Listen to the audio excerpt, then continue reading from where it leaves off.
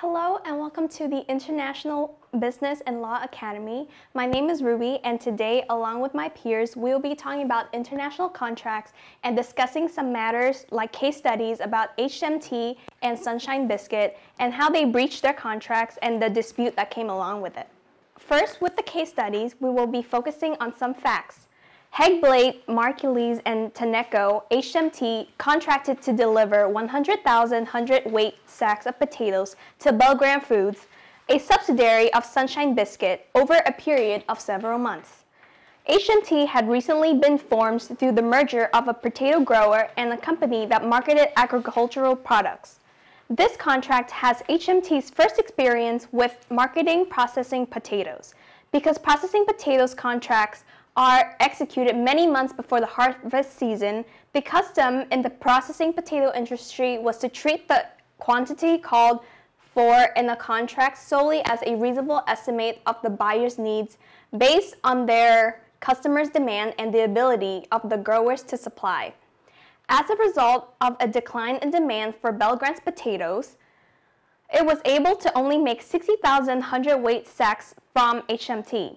When HMT sued for damages for breach of contract, Belgrand argued its contractual obligation was reduced by trade usage. HMT argued that since the quantities terms in the contract were definite and unambiguous, there was no reason to fall back on trade usage. So the issue here is, should the trade usage release Belgrand from its obligation to purchase the original contractual amount? So, please discuss. Please discuss what they have breached in the contract and what happens during the dispute. I think SMT should pay careful attention to the terms and the contract elements that are unclear.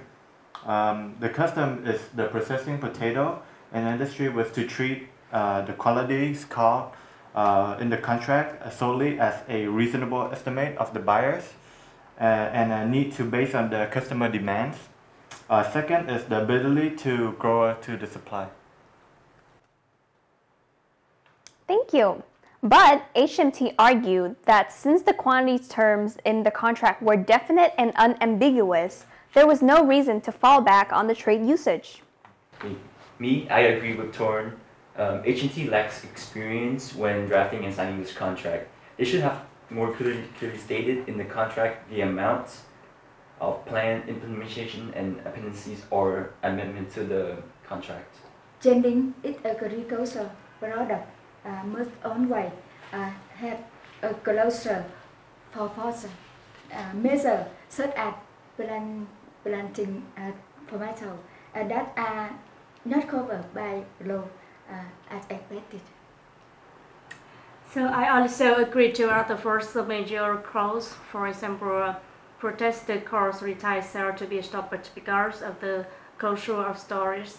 Or workers strike good cars factories to stop production. I think it works because that's it has something to do with trade usage. I have no idea. Does it? Okay. So in conclusion, what do you guys think of the dispute between HMT and Sunshine Biscuit? Anne? I think in conclusion, HMT has a lot of experience, and in this case, they encountered a problem in trade usage. Moving forward, I believe they need to have more specificity when talking about the quantity, and this is because they need to take into account demands of the buyer ultimately, and HMT has to take this problem and moving forward and work on their next negotiations. Those are great opinions, guys. I think that the loss of experience of SMTs will make a unilateral mistake. So here the Belgrand can't take advantage of the unilateral mistake and make SMT become disadvantaged. So SMT can sue Belgrand for the damages. Okay guys, let's move on to the second case before we get back to the answers for the first case. This is Philanto SPA v. Chilowich International Corp. Facts. Filanto is an Italian corporation that manufactures and sells footwear. Chilowich is an export-import firm with its principal place of business in New York. Chilowich, through an agent in the United Kingdom, signed a contract with Rano Exports, the Soviet Foreign Economic Association, to supply footwear to the Soviets. The written contract between Chilowich and Rano's Export contained a provision requiring that all disputes be arbitrated in Moscow. Chilowich then sent a standard merchant's memo to Filanto in which it offered to purchase the footwear it needed for the contract with Rano Export. Included in this offer was a provision incorporating the Soviet arbitration clause. 4 months later, Filanto sent a return letter to Chilowich in which it agreed to supply the footwear but excluded the arbitration clause. During this time, however, Filanto had been delivering footwear to Chilowich. Later, when a dispute arose, Chilowich argued that it had to be arbitrated in Moscow. Specifically, Chilowich claimed that under the UCC's Battle of the Forms provision, Filanto's reply was an acceptance and the exclusion of the arbitration clause was a proposal for a material modification, which not become part of the contract. So the issue here is, does the arbitration clause remain part of the contract because of the UCC's Battle of the Forms provision? Please discuss, guys. In this case, I think you should notice that the three different firms, they have different nation and they have different rules and contract applied to the CISG. Filanto is an Italian corporation that manufactures and sells footwear, where the Chilowich is a export-import firm, which is principal place of the business in New York. And Rano Export is the Soviet Foreign Economic Associate to the supply footwear to the Soviets.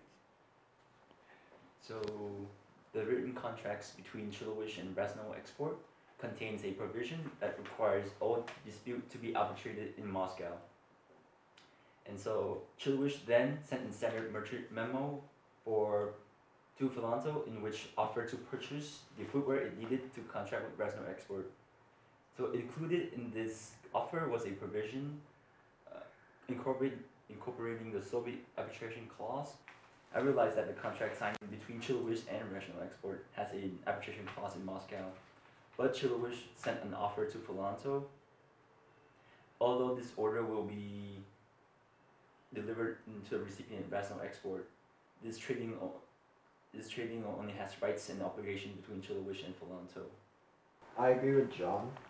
Even though Chilowich might feel that they are entitled to UCC's forms of Battle of the Forms provision, since the three parties are of different nations, I believe they have to go under the SISG forms of provision, which in the case of an exclusion of the arbitration clause, it is not proposing a material modification, but instead of a confirmation of it. That's correct. And you mentioned that these three businesses have different laws in them. Do you know what the laws are? Maybe Ms. Van, you can answer them. Do you know the laws in three different countries? In these different countries? These three business and in three countries have a different law. Filanto is Italy follow the civil law system. Yes. Chilowich in the US follow the common law system. Yes. Rano Export in Soviet Union follow the Soviet law system. Yes. And Ms. Chi, would you like to add something? Yeah, I think these three business in three different countries have ratified the CISG convention, so they are not related to the UCC's Battle of the Forms provisions of the United States. Yes, that's true. So the bottom line of this would be that since these three countries are all ratified with the CISG convention, so they are not related to the UCC's Battle of the Provisions at all. Would you like to add anything on top of that? Yes, I think Nazar, we don't have to consider about the system law of the three business. Yes. Because it's an international economic case.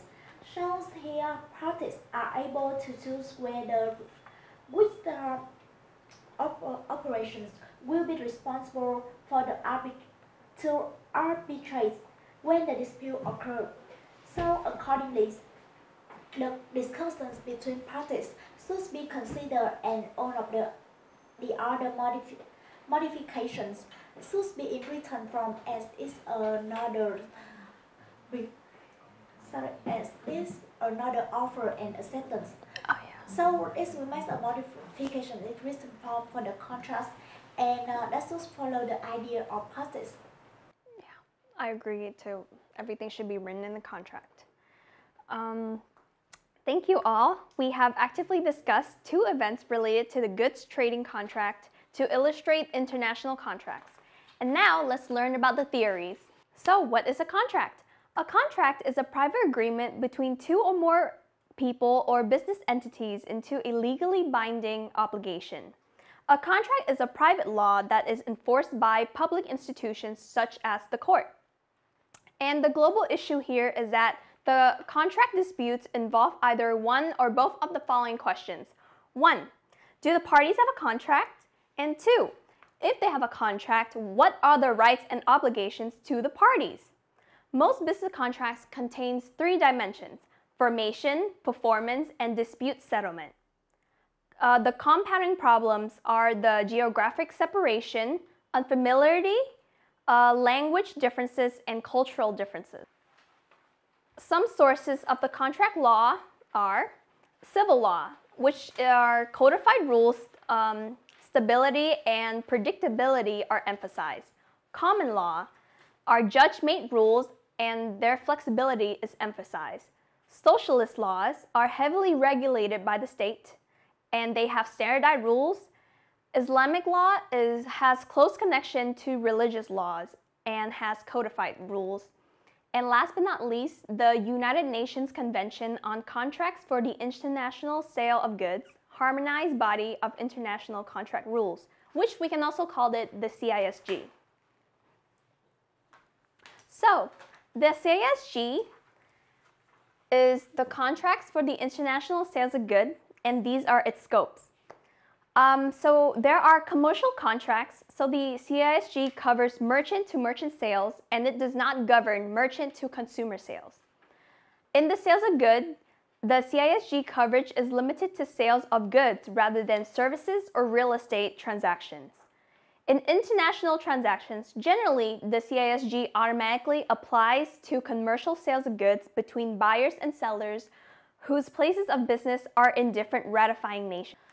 Now, diving in back to our first case, which is the HMT v. Sunshine Biscuit, the final decision that we all agreed is yes, a trade usage may be put into evidence in order that the true understanding of the parties as to the agreement may be reached. 1. It should be assumed that the usages of trade were taken for granted when the contract was drafted. Unless carefully negotiated, they become an element of meaning of the word's use.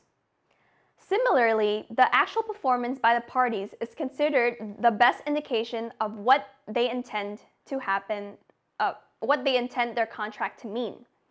And the person carrying on a particular trade are deemed to be aware of the prominent trade usages applicable to their industry. Would you guys like to add anything that we have learned theoretically to the case? I think for the first case, HMT is a type of common law where the quantities term is like in the they make it have interact with the trade usage problem in the contract. Yeah. Okay, so for the second case, which is Philanto v. Chilwich, the decision we all have came to was a no. The general principles of contract law relevant to this action do not include the UCC, but rather the CISG. This was a commercial sale of goods, and both the United States companies such as Chilwich and the Italian Philanto have adopted the CISG. And the CISG treats the inclusion of an arbitration clause as material. And accordingly, Philanto's reply was a counteroffer. Decision is no. Yes, the decision is no. Do you guys have anything to add? Do you agree, disagree? Do you think should have been a yes? I think the three different nations, Yeah. so they should apply the CSG instead of UCC because UCC doesn't apply because of battle of the form, and the battle of the form is only usually applied in the United States. So I think that's the dispute arose into the case. And I believe the case was very problematic due to the parties that were involved. Three countries have sources of contract law under civil law, socialist law, and common law. So that created like a lot of predicaments for the contract, and yeah. Yeah, I believe so too. So in situations like this, we should always come and revise the contract, and especially like, I guess this is a tip, but like if you are doing business, and I guess you should try to make the contract more beneficial to you, or like using your laws, things like that. I'm not sure. Do you have anything else to say?